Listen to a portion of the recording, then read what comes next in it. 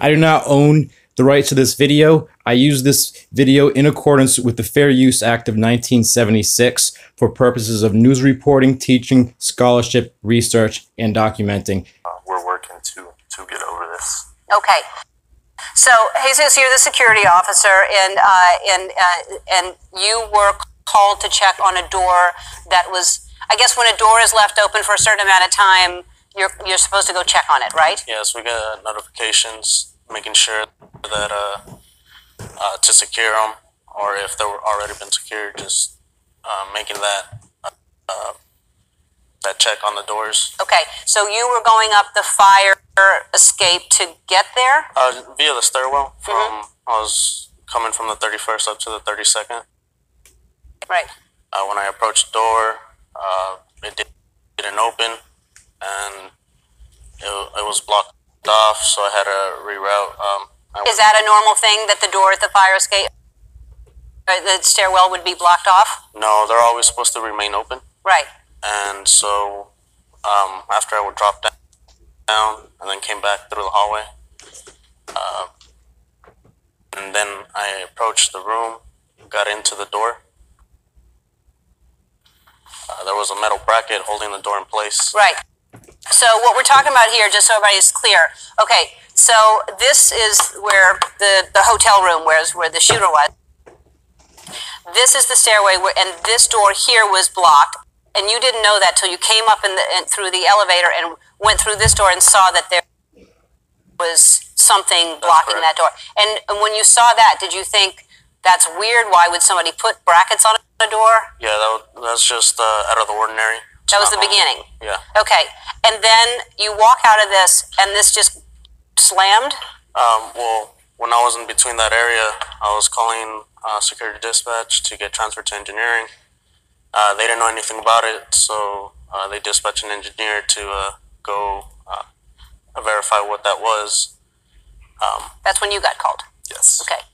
And at that time, I heard what I assumed it was drilling sounds, and I believed that they were in the area working somehow. So you thought the drilling, they were gunshots, but you thought it was just drilling sounds? At first, I think it was just drilling sounds. Right. So then, at what point did you get shot? What happens here? As that door's closing and it's so heavy, it'll slam. I'm walking down this way, and I believe that's what caught the shooter's attention.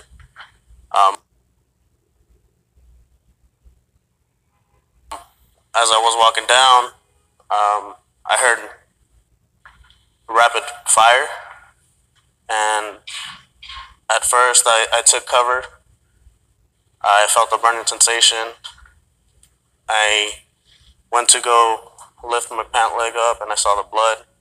That's when I called it in on my radio that shots have been fired, and I was gonna say that I was hit, but I got all over my cell phone just to clear that radio traffic for they can coordinate the rest of the call. So he shot. You didn't even know he shot through this door, right? Yeah, from behind the door. I didn't know how he was shooting. Yeah, but he shot out. Right. So you didn't even know it was coming from here. So it's Stephen. At this point, so you're called up. You just think that you're coming to look at a door that's been blocked in the firewall, right? Yeah, I didn't think anything out of the ordinary at the time. I came from a higher floor and came down a different hallway, service elevator, and I walked out. I rounded the corner for the 100 hallway, and that's when it was quiet at this time, and the doors are set back, as you can see in that, about a foot.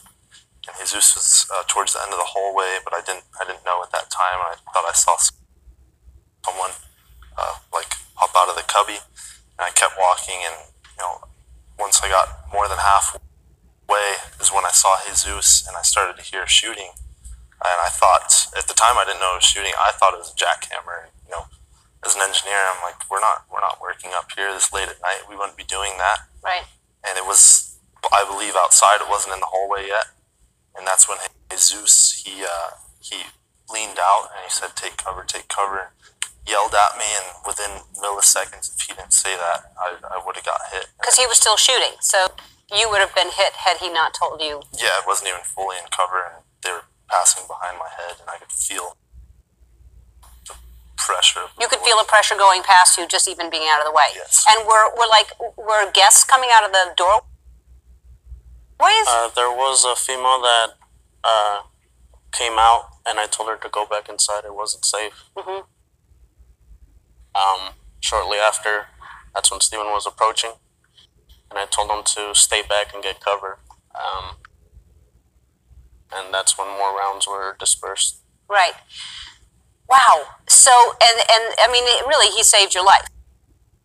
And he saved also the woman that came out of the door to go into the hallway. So,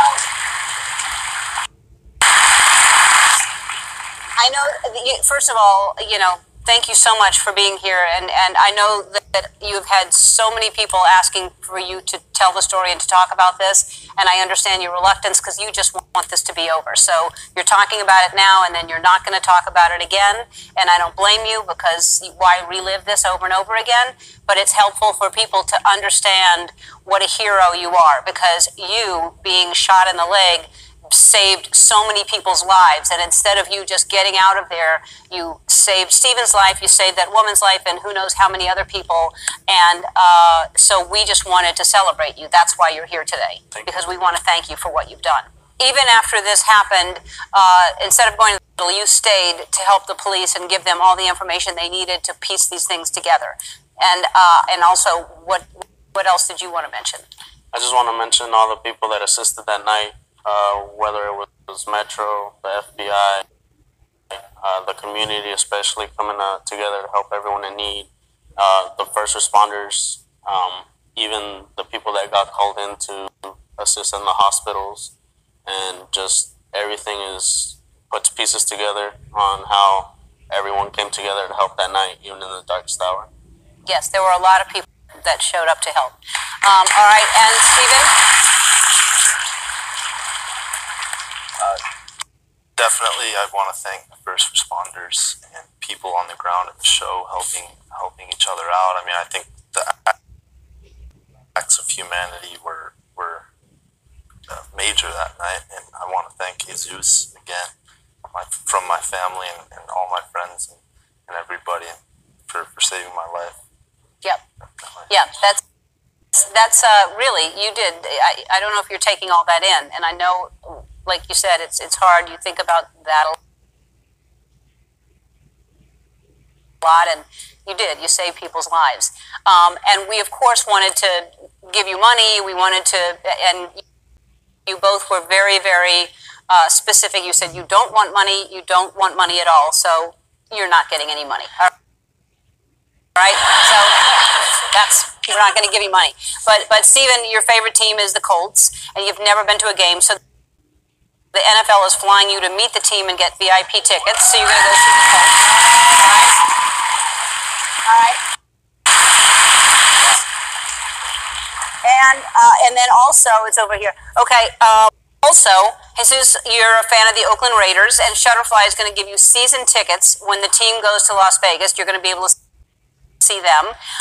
Also, we know it's really important for you to that everyone is recognized. So Shutterfly cares about supporting communities, so it's going to make a donation of $25,000 in your name to the GoFundMe that's dedicated to helping victims.